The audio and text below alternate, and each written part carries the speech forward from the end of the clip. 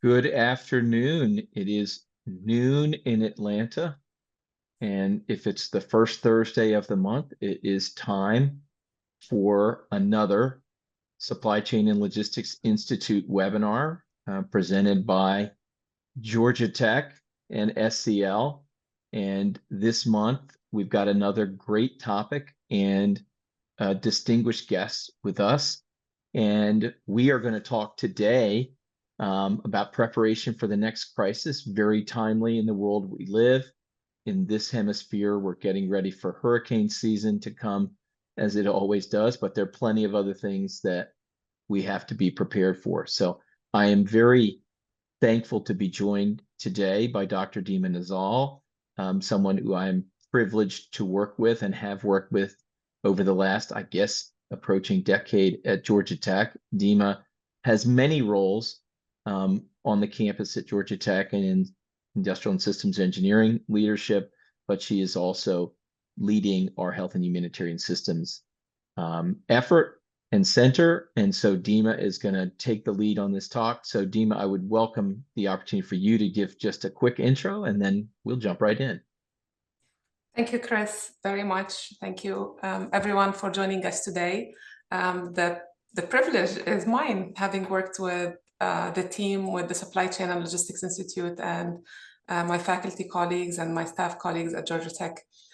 So I'm Dima Nazal. I'm a faculty in the School of Industrial and Systems Engineering for Georgia Tech, and I am also the Director of Education and Projects with the Center for Health and Humanitarian Systems, which is an interdisciplinary research center at Georgia Tech. Awesome. All right. So Dima, I'm going to let you lead. I'm going to chime in here and there, and we'll chat a little bit, but I'd love for you to dive in right here. Okay. So before we dive into the topic of the day, for those who aren't familiar with Georgia Tech, I don't know where you have been living, but Georgia Tech is a top university, and I really wanted to highlight here the commitment to improving the human condition. So within the mission statement of Georgia Tech, highlighted is the importance of improving the human condition. And we are an institute of technology. Our biggest strength is science and technology, whether it's from a hardware perspective or from data analytics and AI and engineering. And all of our engineering schools are ranked in the top 10. We are in the Industrial and Systems Engineering, ISYE is what the acronym known on campus. And we have been fortunate to have amazing students, amazing faculty, amazing alumni, amazing staff. And as a result of all this excellence, strive for excellence, we have been ranked the #1 by US News ranking for over 25 years now. We have a very large faculty of more than 70 faculty members.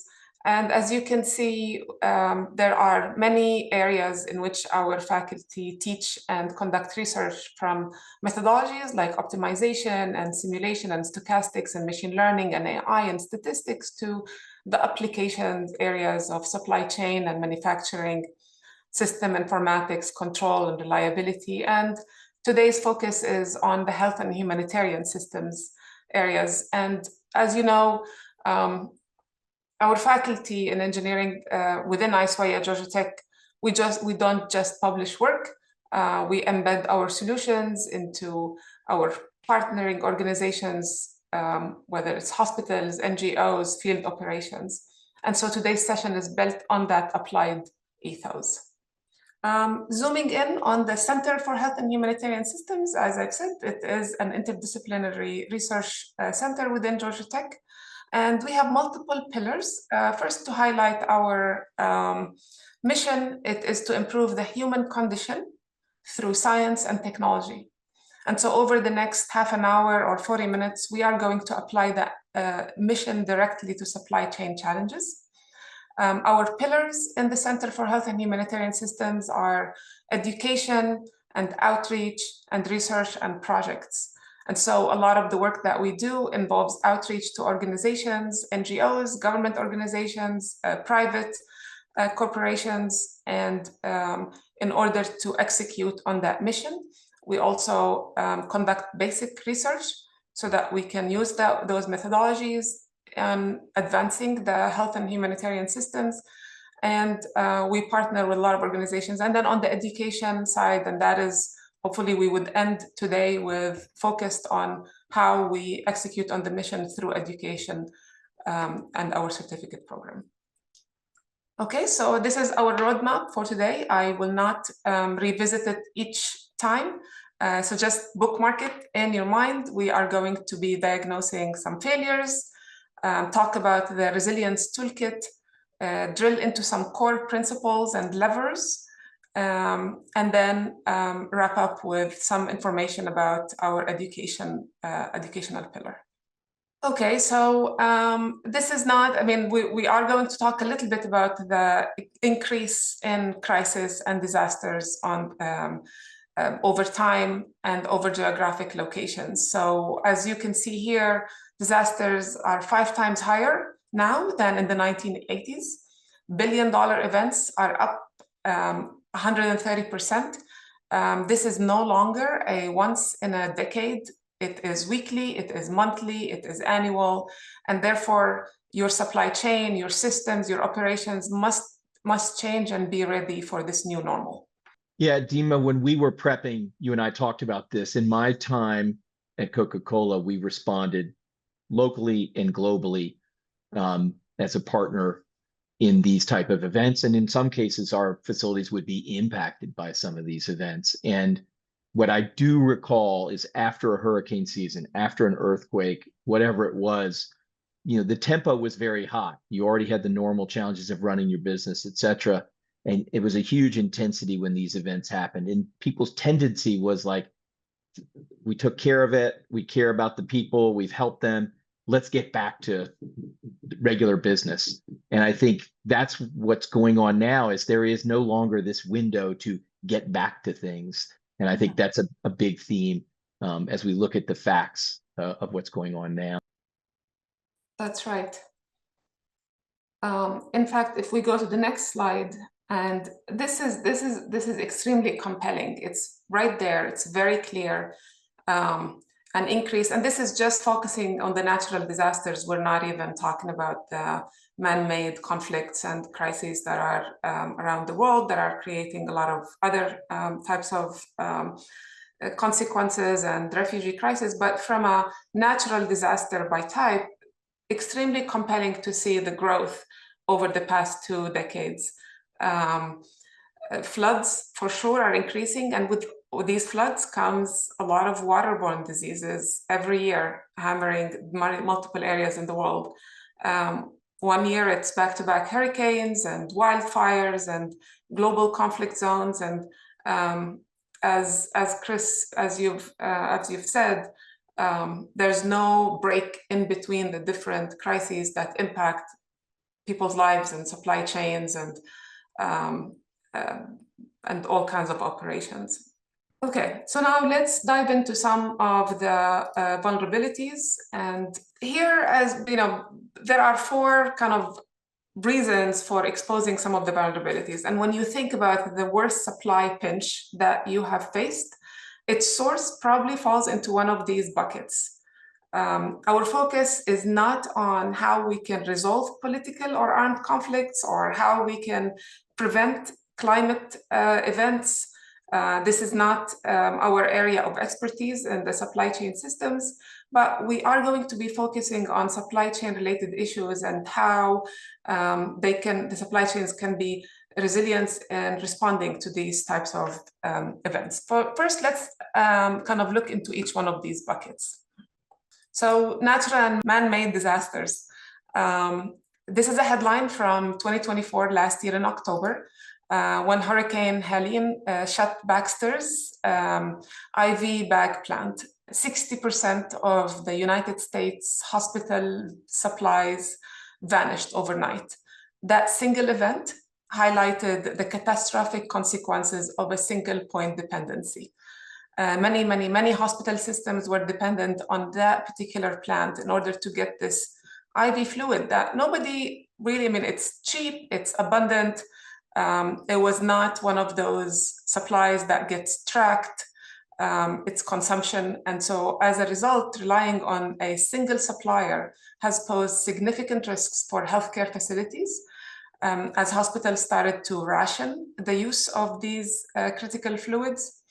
At one point, there were plans were made as to which surgeries, elective surgeries, need to be put on the schedule, removed from the schedule, looking at other solutions in order to substitute. So especially in today's ever-changing environment, it cannot be emphasized enough that relying on a single supplier can pose significant risks for healthcare systems, and it is crucial for these establishments to actively seek and explore partnerships with multiple companies and map out these single point of failures in their supply chains. And Demon, I would add one point here. Ironically, I was in North Carolina during the storm, but you mentioned in the earlier data set increase in flooding related issues, and in many cases increase in severity of those. And so many facilities were built with a view of 100-year floodplain, that type of thing. But most large industrial manufacturing and or distribution facilities are looking for a flat plot of land. And many of those flat plots of land are by definition close in one way or another to some source of water. And I think that's one of the other things that's coming out of here is having to take a look and assess infrastructure, maybe not on a 100-year floodplain, but on a 500-year floodplain, and say, are our suppliers in an at-risk location? It's one more catalyst to your point of saying you've got to have secondary supply, but understand the risk in your primary suppliers as well. Okay. Under the ongoing problems bucket, here's one example of many, many others. Every year, what happens is that seasonal rains, they drive the malaria case surges, and over 200 million cases with 400,000 deaths annually. The last mile distribution of bed nets and anti-malarial routinely face stockouts. The poor cold chain conditions for injectable treatments aggravate that. Spikes in demand outpace the supply. Lots of supply chain challenges every year because of the seasonal rains that happen. And that's just malaria. Same thing with cholera, guinea worm. All of these aren't one-offs. They persist year after year. And pre-planning the supply chain and pre-positioning supplies and thinking about how to allocate resources and dealing with last mile distribution challenges are key to reduce the fatalities as a result of these ongoing problems. Another bucket is the disruption, uncertainty, and variability. I think we all remember the empty shelves of in the supermarkets after the COVID-19 pandemic hit in the early 2020. Another example of is the personal protective equipment. So the export bans turned the N95 mask lead time into a 3 to 6 months wait. It was a regional policy decision that suddenly became a global impact, leading to a 20-week backlog everywhere. So that's another kind of bucket of in which kind of uncertainty, variability in the supply chain suddenly has a ripple effect across the globe. And Dima, you and I actually, in a discussion with one of our hospital clients, had a discussion on this topic. And the leader of that team that we were working with commented that they were surprised during the COVID time in terms of the elements in their inventory that either had an origin in China or had a key part of their bill of material that was from China. And they had a lot of supply outages that were surprising to them. And they had discussions when things settled down with those suppliers, many of them who were distributors, right? They don't necessarily, in the hospital business, you're buying multiple tiers up and down. And there was a lot of feedback with that supply base that said, we've got to do some work to fix that. Unfortunately, this year, as the tariff dynamics rose, they were disappointed and surprised to find out that most of their suppliers had not taken significant action to spread this risk out. So I think it's hard, even when you're aware of these issues, to make sure that the right actions are taken. And maybe we're going to talk a little bit more about why that's hard.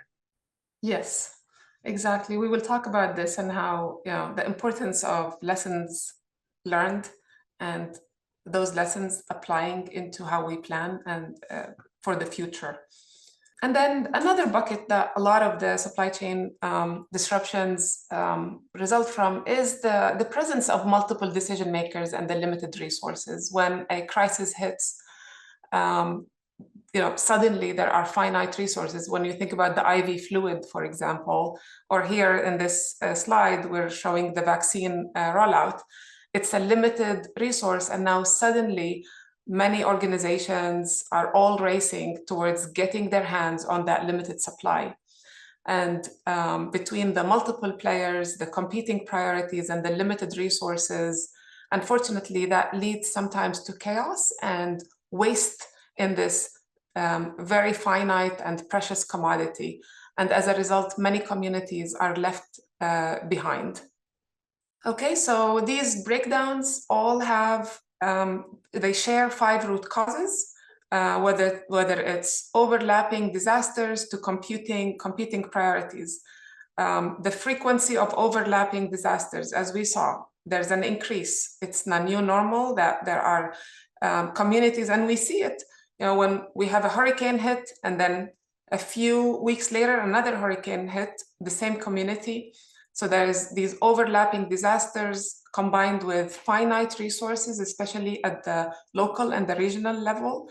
The global ripple effect of some change in one area can lead to changes in another area, the insufficient collaboration, and of course, the just-in-time vulnerabilities. So just-in-time is a great concept for having lean supply chains, lower costs, being able to respond, but those are always applicable when everything is going well. We saw that the just-in-time practices have led to a lot of empty shelves and the inability to respond to spikes and surges in demand or shortages in supplies during the COVID crisis, and then even now with some of the uncertainties with exports. Yeah, I resonate with so many of these things from my time at Coca-Cola. I think the finite resource piece is a huge challenge. There's nobody we know who lives in the world of any supply chain who is not, back to back all day, going home every night with work that's undone, that's keeping them up at night. And I think that's a challenge when we're trying to get discretionary resources to, make our supply chains more resilient, invest more time in the things that could go wrong in the future. I think the other one that really is a complement in terms of a challenge to this is that competing priority. And, most businesses are in the business to make money. You have to make the math work. And most of the things that we would say are investments at making our supply chains more effective in handling these type of disruptions, they cost money. And the further you get away from one of these disasters, the greater the motive for someone to say is, well, we could just cut back a little bit more here. It would help us make the numbers work this quarter, this year, et cetera. And so I think those are the things we've, in our role as supply chain practitioners, we've got to guard against these things, and we've got to be constructive voices inside of our organizations to balance these out. Okay, so now let's talk a bit about some of the principles of resilience. Think about these: robustness, redundancy, resourcefulness, and rapidity as almost like the 4 shields that you can deploy in order to deal with crises. They're a set of tools that are extremely important in order to build resilience into your supply chain or systems. having backups and alternatives so that if one link fails, there's another way. Multiple suppliers for critical items. We've talked about this. Backup equipment, alternative routes in order to deliver the aid. On the rapidity or the speed pillar, how fast can we get operations back up and running? Restoring communications within hours versus weeks has a huge impact. And all of these traits, they don't happen by accident. As Chris was saying, it's a lot of careful planning and investment, but this can guide organizations in evaluating their preparedness. Where are we strong? Where do we need improvement? And then, of course, one of the biggest principles in any industrial engineer is the continuous improvement. And it's very important. While we spend a lot of time on the planning and the preparing and mitigating, extremely important. Resilience isn't set it and forget it. It's a 4-step loop. You prepare, you respond, you recover, and then you review so that you can get stronger for the next event, not weaker. And the more time and rigor that we apply to the prepare and phase, the more efficient and effective the response and the recovery phases. Yeah, I think this is another example of a theme you'll probably mention again. This is an investment, right? Businesses have a tendency to get really consumed in the execution, and that's their general mode of executing things that go right. But this is an investment in preparing and being capable of dealing with the things that go wrong, and it requires time. And so that's where I would continue to say, obviously, if you've taken the time to sign up today, you're interested in investing in your own capability here, being an advocate in your own organization. Well, let's make sure we plan. Let's make sure we carve out this time to go through this effort, both in advance and after the fact, so that we can be a learning organization. And I think, again, it's everybody's role to be an advocate to say, this is how healthy, robust, resilient organizations are successful. Okay, so when we think about some preparation strategies, definitely the investment in infrastructure and the pre-positioning of the resources. Diversifying supply sources, emergency stockpiling, running supply chain resilience scenarios for planning. All of these, again, backed into the Hurricane Helene example with the IV fluid. It removed more than half of the nation's IV fluid capacity.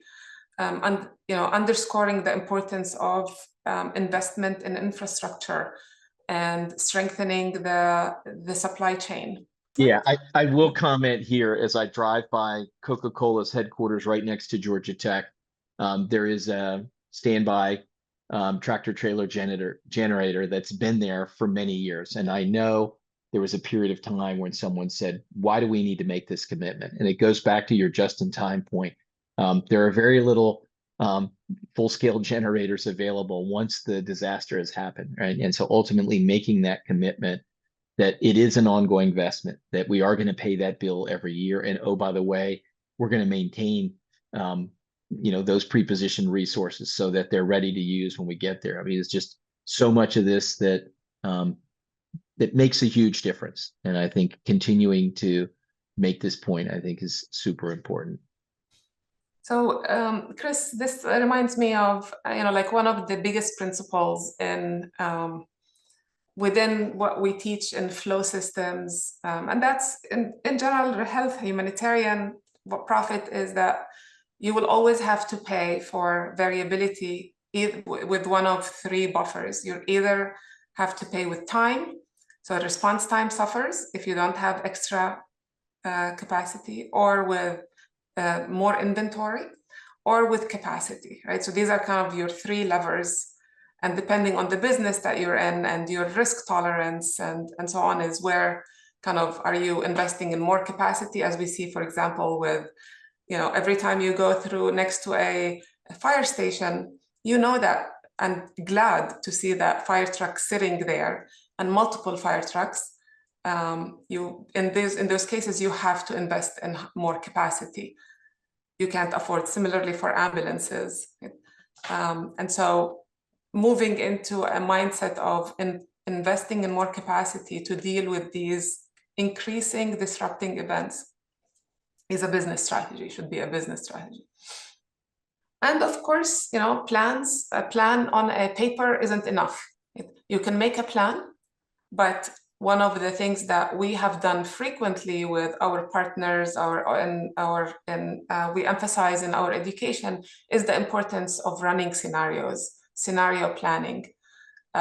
It's much you're more likely to be able to respond to an unexpected event if you have prepared for it, but if you've also ran a whole range of simulations to see what happens if this point fails, what happens if I run out of supplies here, what can I do in order to respond faster? So this idea of tabletop exercises, simulations, full-scale drills, I mean, a lot of movement now in the high-tech world towards digital twins, but essentially these are, you're experimenting with something that is safer to fail than the actual system. Yeah, and you know, one of the things when I was in strategy roles at Coke in both North America and globally, becoming an advocate for investing the time for this type of, you know, planning as well as the preparation. In the annual planning process, tried to invest a lot more time in terms of what our alternate sourcing and routing would be. Not just build the primary plan that's going to go into the books and everybody's going to run against, but have a very robust capability to say, what is the alternate? And in some businesses where you're running assets at peak capacity, by definition, you have to be good at using those alternatives. But I think taking that skill set back up into your supply network, I think is a really healthy part of your annual planning. And then in terms of the tabletops and those, you know, those dry runs, it's really just a question of where your organization sits today. And my answer is wherever you are today, you probably should be spending a little more time. And when I talk to senior folks, I would say, can you give me one afternoon a quarter, 4 afternoons, 4 investments of 3 hours a year to go through this level of planning effort? I mean, that to me was not necessarily an easy yes to get, but I think at least getting to that level of effort, kind of walk through this, what would happen if our primary supplier goes down? What would happen if we're asked to step in with a significant increase in demand due to a humanitarian issue, and at least be able to walk through those type of scenarios and say, these are the decisions we would be faced with. And so without the actual challenge of that decision, walk through what our decision-making process would be and get some alignment around it. I think this is a wonderful investment. And then, of course, no one agency can do all of this alone. The importance of building strong relationships, coalitions before a crisis means that you don't have to waste hours or days coordinating when every minute counts. This is probably one of the most important aspects. I mean, every one of those strategies are important, but building relationships and collaborations in order to respond are key. This quote, I put it here because it sort of kind of saddens me to see how much, you know, kind of waste goes on. And, you know, at the end of the day, we're all focused on saving on the human condition, improving the human condition, and the importance of having these relationships and coalitions and partnerships in order to achieve that goal. So here's the question, Dima. Everybody in this space is focused on solving this problem, right? They've carved out, in many cases, careers.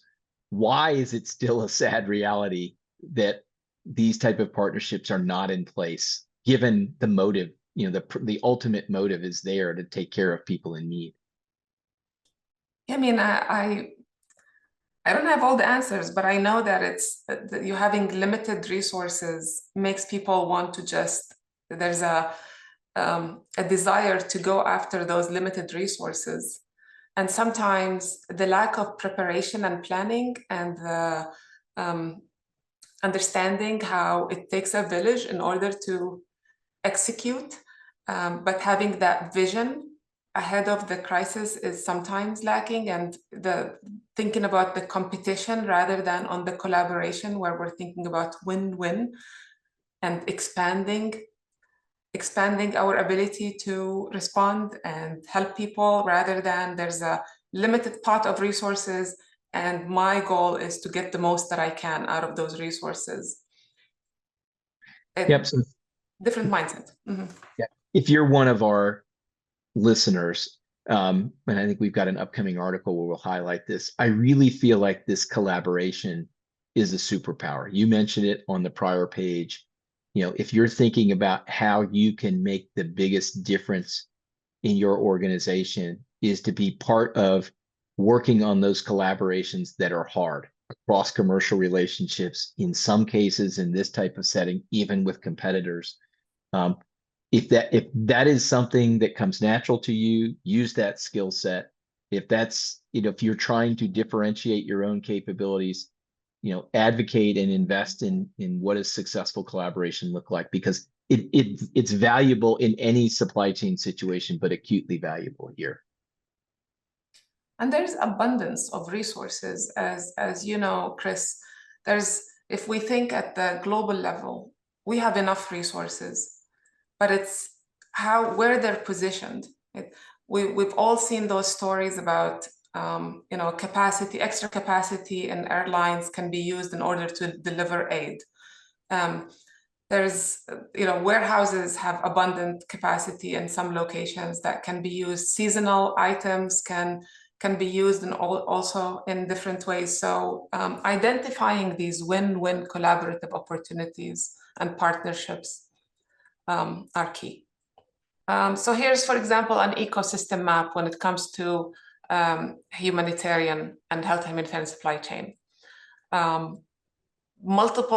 As you can see, multiple decision makers, multiple stakeholders. The most important here is the people in need. Everybody is, if the primary goal is to get the aid to the people that are in need.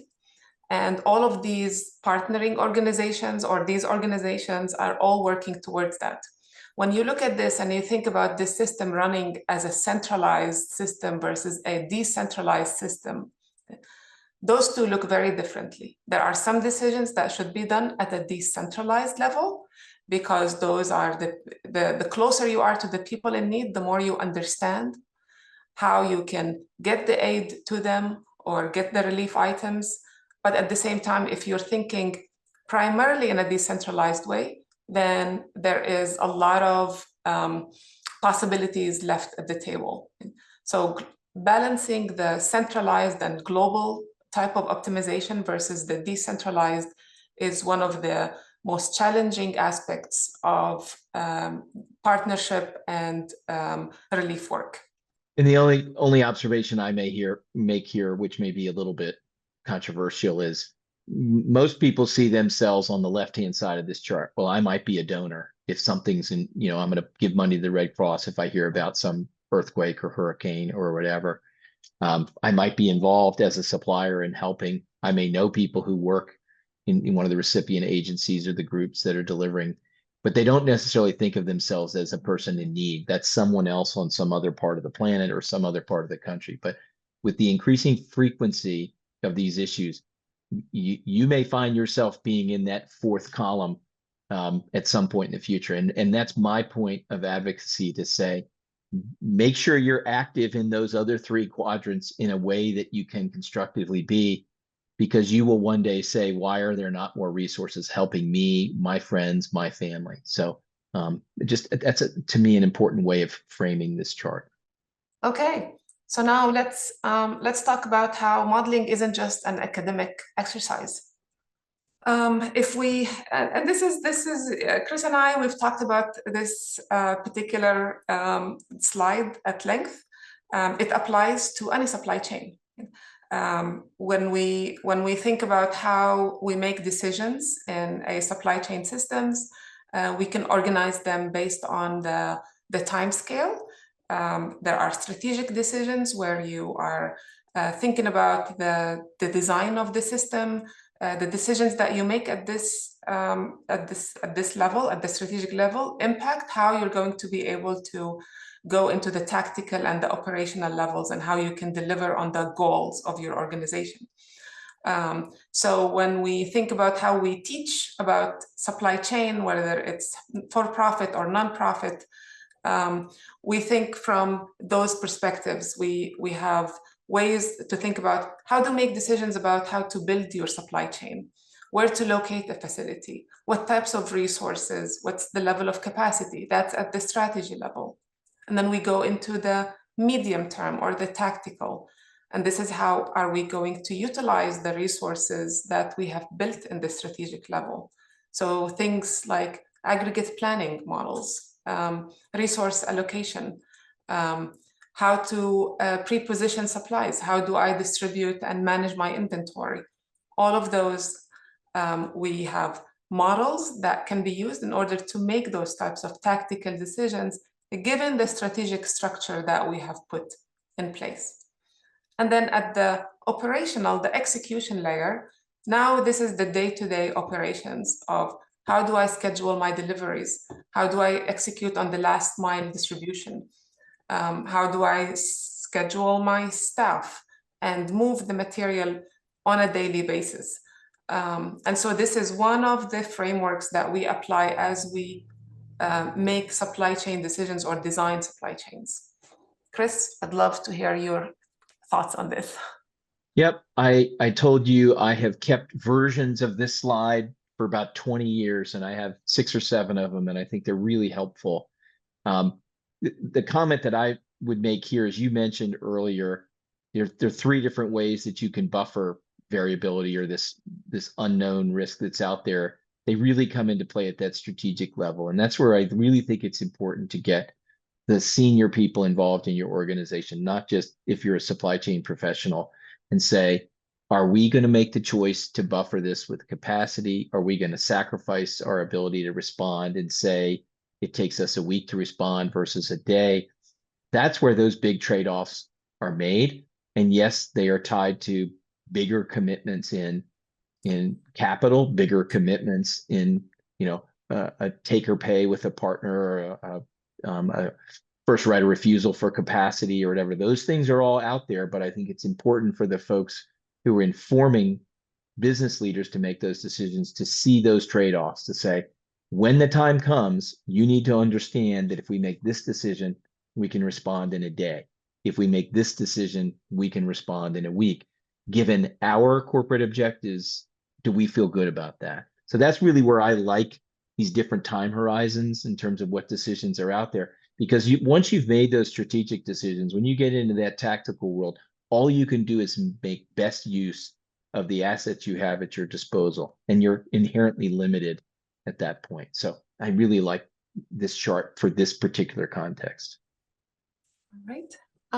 And so here's an example of a model that we use in order to design or redesign a supply chain network. For example, where, as you can see here, the nodes can be the points of entry, a port, or it could be a distribution center, it could be a supplier, manufacturing site, and the arcs are the distribution routes. So these are the arcs that connect the different nodes of the supply chain network. So where you site these hubs can make or break your lead time. You can run scenarios with this. What happens if this particular connection between these 2 nodes breaks? How else can I route given certain objectives or constraints that I'm trying to operate within? Anything else? Anything you'd like to add, Chris, on this? No, it's more of a question for you, Dima.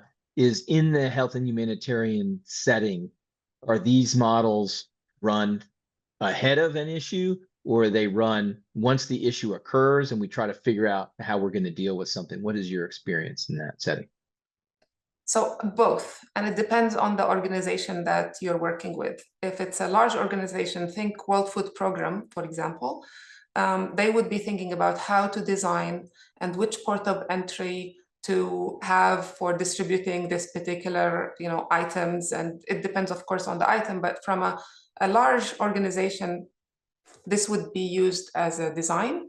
But it also that once you have this model, then it can be used also to adjust as a war broke in this location. So this entry might not be available, or a flood happened and this country warehouse, getting to it is much harder. So you can use these both for design and for redesign and kind of assessing alternative solutions. Here's an example of that second layer of decisions that we've talked about, which is, let's say, inventory procurement and management. Lots of models are out there that we kind of that have been developed over time, depending on the type of item that's being stocked. I think we've talked a lot about redundancy in building your supply chain, but we've also mentioned pre-positioning of supplies very frequently ahead of a disaster or ahead of a crisis, or anticipating of a seasonal ongoing, let's say malaria, for example, in bed nets, or the treatments or medicinal interventions. So there are algorithms and there are models in order to decide what is the right quantity to pre-position given the characteristics of this item that you're trying to pre-position ahead of its demand. Yeah, I mean, my only comment on this one is more of a practical thing is, the reality is you make that investment in that pre-positioning of inventory. If you get to use it in the season, it's important because it's helping you respond. If you don't, you get into the shelf life question, and you have to accept the fact that, if you're the consumer at home and you're preparing for disaster, your flashlight batteries may not be any good. You've got to go rebuy them or whatever. And or after a season, you may need to go donate that water case that you put in your fridge or your closet so that it gets used, and you may have to buy that inventory for the next season. So I think there are just a lot of practical realities that are necessary to do this well. But these are part of those decisions that allow you, as we've talked about, to be more resilient when these things actually occur. That's right. Another type of important modeling frameworks or the processes is I'm going to start at the right, which is the system dynamics. The supply chain is a system of feedback loops and unintended consequences. I think we hear the term unintended consequences more frequently now, and this is probably due to the increasing complexities of our supply chains. If I make a change here, it's not going to just stay here. It might create many unintended consequences downstream and upstream of where I made that change. So understanding these connections and feedback loops and the trade-offs through modeling is extremely important as a step for preparation and planning. On the left, of course, as we've talked about, you design your supply chain with some goals in mind, and those goals eventually transfer into performance metrics and indicators and KPIs, and the constant alignment, measuring and alignment of those are part of the continuous improvement cycle. Those are all fundamentals in our educational toolkit within supply chain. Well, and any of our regular guests know we talked about unintended consequences in strategic decision making. I think it was last month, and so it's a huge passion point for me. And it's again another great example of how this type of tool set is deployed in this type of situation. But it's back in that strategic decision making thing. Let's think about if we do this or if we don't do this. The intended consequence gets all the airtime, but the unintended one is increasingly important. So I'm thrilled that you've got this here for sure. Yeah. So now, Dima, if people are really interested in this, how can Georgia Tech help them build their skills and capabilities as individuals and teams, given all of these challenges that you've laid out today? Yeah, well, thanks, Chris. There are many ways, as I said, the Center for Health and Humanitarian Systems, we engage with external organizations, whether it's through projects or through education. On this particular slide, we're highlighting the certificate program. We have a Health and Humanitarian Supply Chain Management Certificate program that has been around for more than a decade now. It's offered annually, and it's comprised of 3 courses that together they cover the supply chain decisions, but from a health and humanitarian perspective, at the strategic level, at the tactical level, and at the operational level. And we emphasize a lot of case studies and games. The courses are intended for private corporations or government employees or NGO members, health officials. Our students have been from all around the world. One of the biggest benefits is not just all of the learning of skills and knowledge through the models and the frameworks and the case studies and the games, but also engagement and interaction with people from different organizations. I think one of the slides that we showed with all of the players in the supply chain, chances are, if you're in one of those courses, you would meet with someone representing each one of those types of players or stakeholders in the health and humanitarian supply chain. So much of the benefit comes also from those connections. Okay, so as I said, there are 3 courses, and the first one is focused more at the strategy level. So think about that model where I showed the nodes and the trucks, and the hub and spoke type, building the supply chain and forecasting. So a big part of our methodologies that we emphasize is how do we forecast demand? Of course, in a humanitarian supply chain, also forecasting supplies is important. And then disruption and transportation, so that's course 1. Course 2 goes into the tactical decision making, so it's very much focused on allocation of resources given the different trade-offs and competing priorities. It looks at inventory and routing, so this is more on the tactical level. And then finally, we have a systems and operations course, which hits on the system dynamics and also performance measurements, and how do we build kind of partnerships, and in a way kind of thinking about it's sort of game theory, but more applied to health and humanitarian systems, where how do you reach decisions that are win-win and build coordination and collaboration. And then just one more thing, I think the case studies, before we go into this slide, I want to talk about the case studies.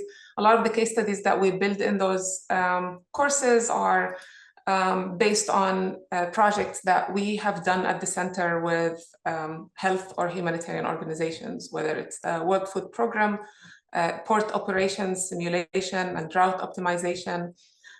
We have case studies with the malaria game. We play a malaria game, we play a supply chain game, all of those, so that the concepts that we learn in the class are applied to an actual case study. And then, so these are some of the topics that we have, kind of just putting them out there for you to take a look at the types of topics that we teach and the learning approach. It's not just giving lectures, but a lot of breakout groups and exercises.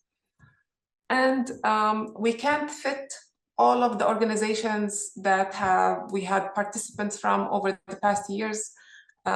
So I hope that I didn't miss many, but here is a sample of the organizations from which we've had participants and a map showing kind of the global representation of the participants in the courses in the past, as well as some quotes from some of our former students.